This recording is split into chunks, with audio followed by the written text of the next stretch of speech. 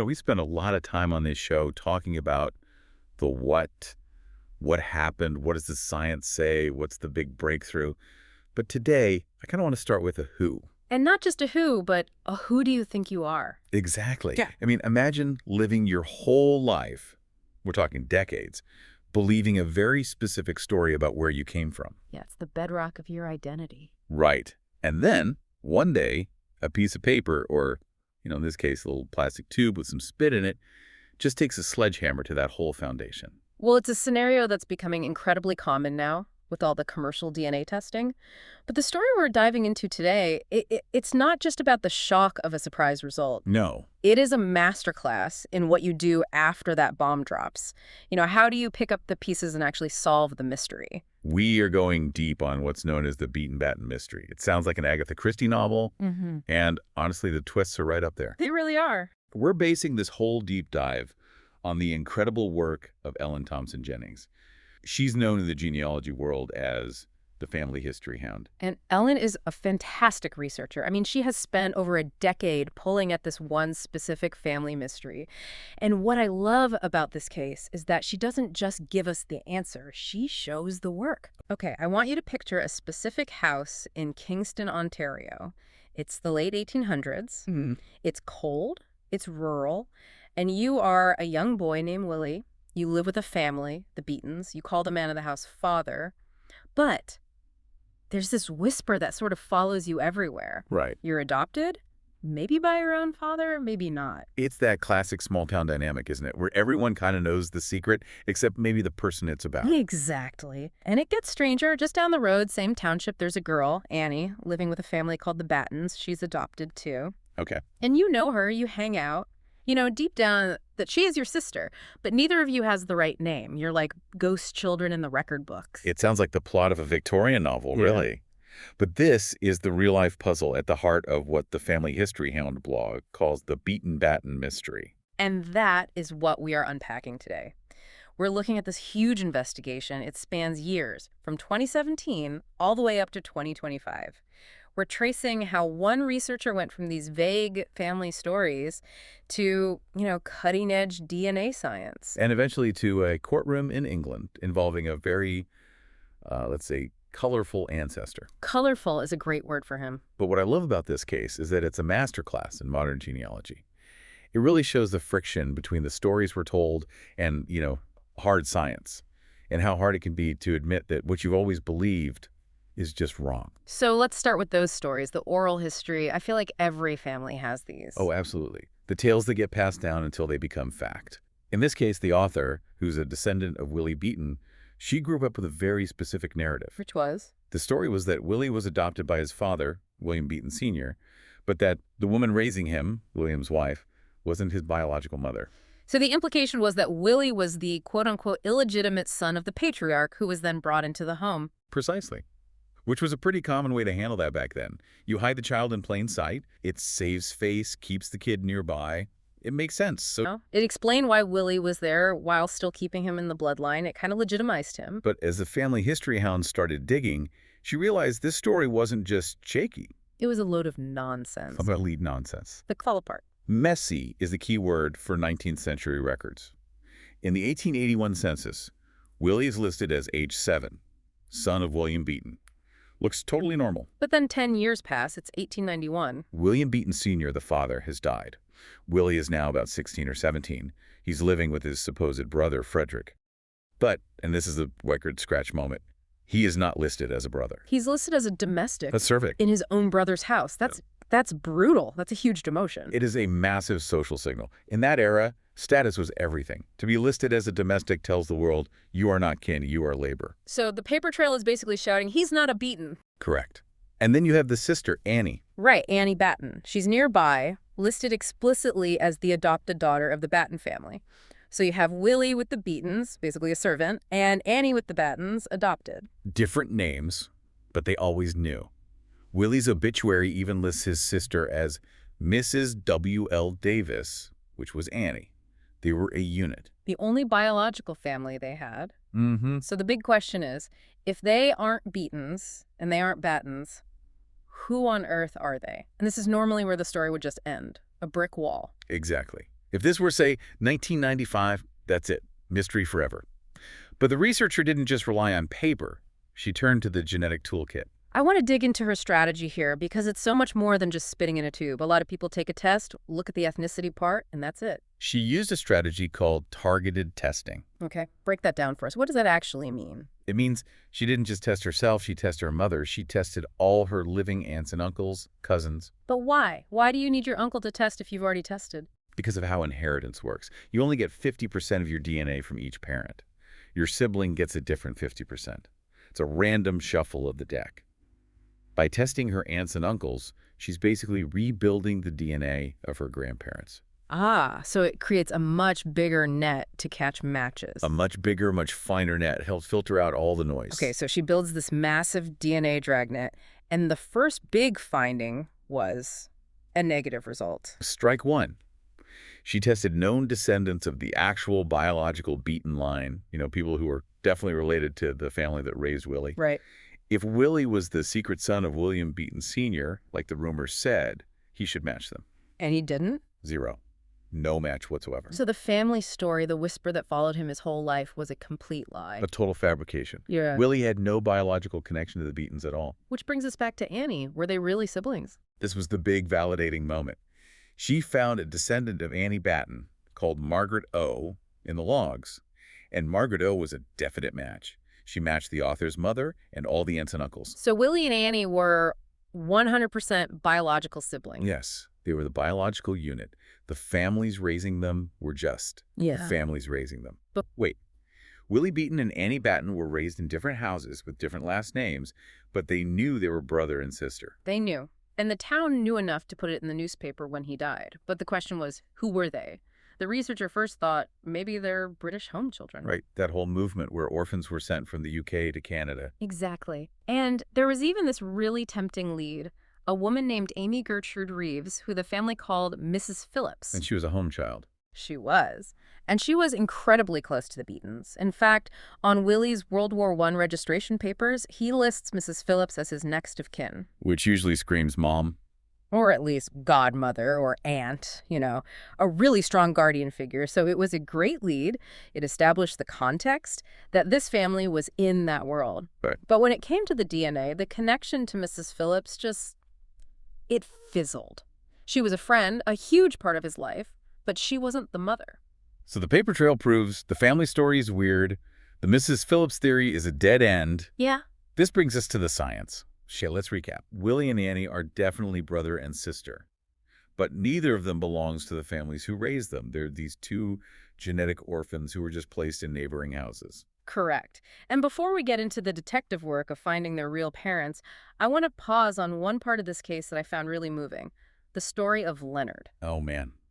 Yeah, this is the part that just stops you in your tracks. We talk about DNA as data, right? Morgans, segments, probabilities. Mm-hmm. But Leonard Beaton reminds you of the human stakes. Leonard was Willie's grandson, the last living male of that direct line. And for a genealogist, he's the holy grail. You need his DNA to solve this thing. You do.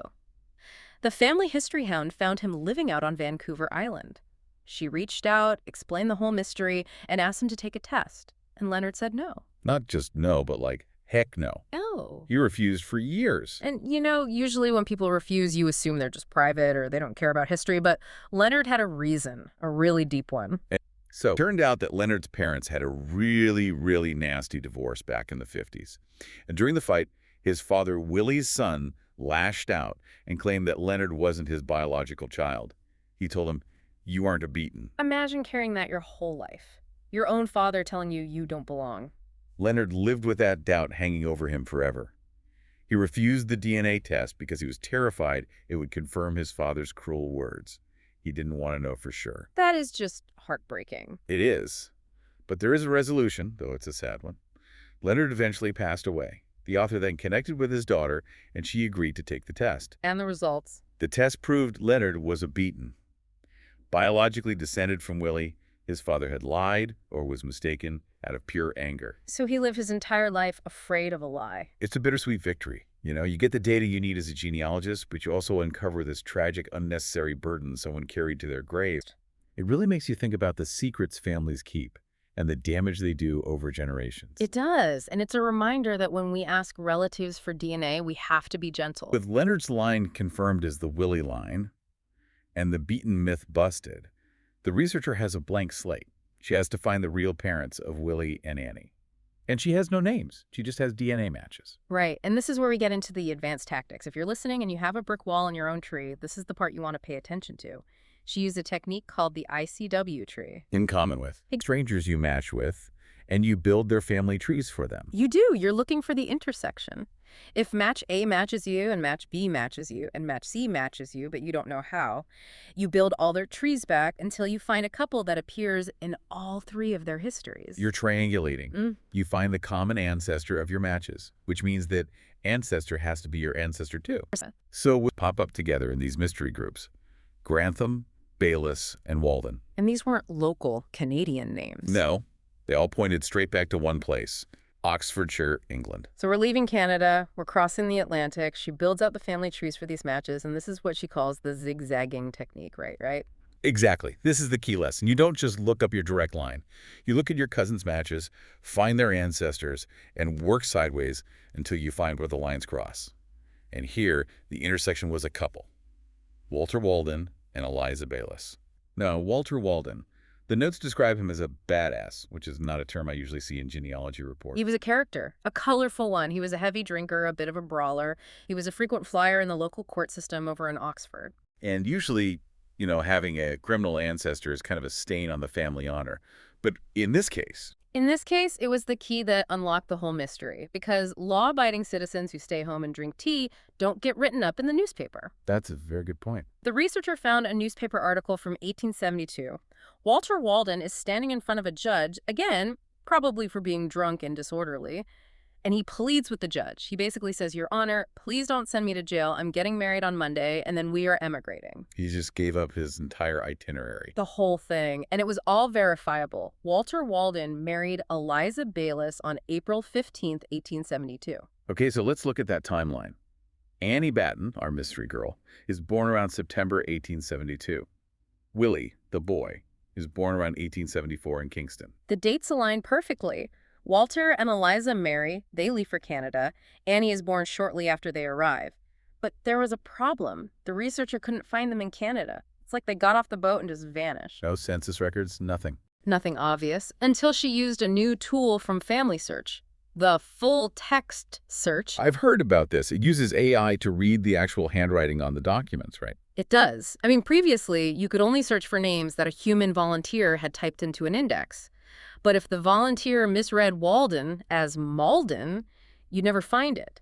The full text search reads the document itself. So she types in Walter Walden. And boom, an immigration record pops up. Walter Walden from Oxford, landing at the port of Kingston, the exact city where this whole mystery unfolds, in 1872. And the detail that just clinches it. The manifest listed 3 souls, 2 adults, 1 female infant. Walter, Eliza, and baby Annie. It places the prime suspects at the scene of the crime with the child at the exact right moment in history. So that feels like case closed. Walter and Eliza are the parents. They came to Canada. Life got hard, maybe because Walter was a drunk and they gave the kids up. You would think so. It fits perfectly. But genetic genealogy always seems to find a way to throw a curveball in the bottom of the night. What happened? She used a tool called What are the odds? It's a probability calculator. You plug in the family tree and the amount of DNA you share, and it tells you if a relationship is statistically possible. Okay. When she ran the numbers for Annie Batten's descendants, they matched the Bayliss line perfectly. Eliza Bayliss is definitely the mother, no question. Okay, so Eliza is mom. But those same descendants did not match the Walden line. Wait. Walter brings them to Canada. He tells the judge he's emigrating. He's married to the mom, but he's not the dad. That is the current working hypothesis. The DNA strongly suggests that Willie and Annie might actually be half-siblings.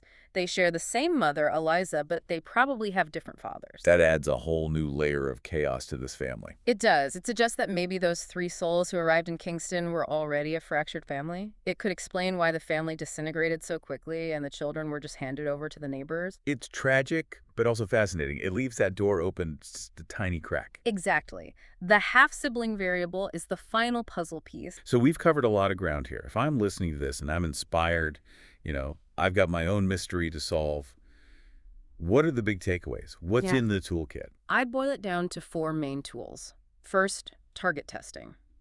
Don't just test yourself. Test the oldest living relatives you can find. The researcher tested her mother, her aunts, her uncles. Because their DNA is closer to the source. Exactly. Every generation you go back, you get twice as much genetic information about those ancestors. It cuts the noise in half. Okay, second. Color coding. It sounds simple, but organization is everything. Ancestry and MyHeritage let you put colored dots on your matches. So a purple dot for the mystery branch. Yes. If you think a group of matches are related to your mystery, give them all a purple dot.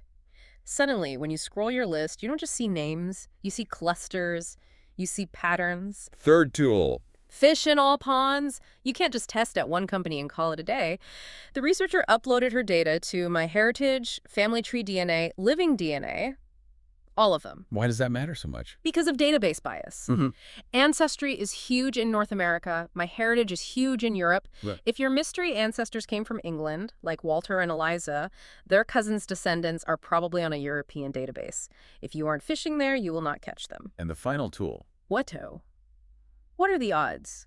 Don't guess. Don't wish. Use the probability tool. It stops you from forcing a square peg into a round hole just because you want an ancestor to fit. Yeah. Let the math tell you if it's even possible. So the Beaton Batten mystery is mostly solved. I'd say it's 95% there. We know Walter Walden and Eliza Bayliss brought the kids to Canada. We know Eliza's the mother. We know the official story was a complete lie. The only thing left is pinning down the paternity of the kids. But just think about that journey.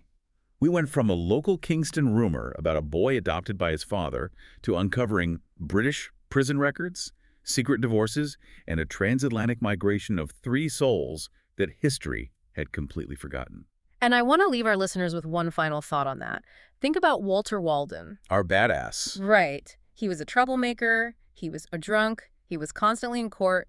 By any standard, then or now, he was the bad ancestor, the black sheep. But if he hadn't been in trouble with the law in 1872, that newspaper article about his emigration would not exist. We would never have known he was leaving for Canada. That's a great point. His criminal record is the only reason we know where he went. Exactly. We spend so much time trying to hide our family's flaws or their scandals, but sometimes our ancestors' worst moments, their arrests, their divorces, their public failures, they become our best clues. We shouldn't judge them. We should thank them for leaving a trail. I love that. So go check your DNA matches. Look at those unassigned ones. There might be a floating branch just waiting for you to connect it. You never know. You might just find your own Walter Walden. Thanks for diving in with us. We'll catch you on the next one.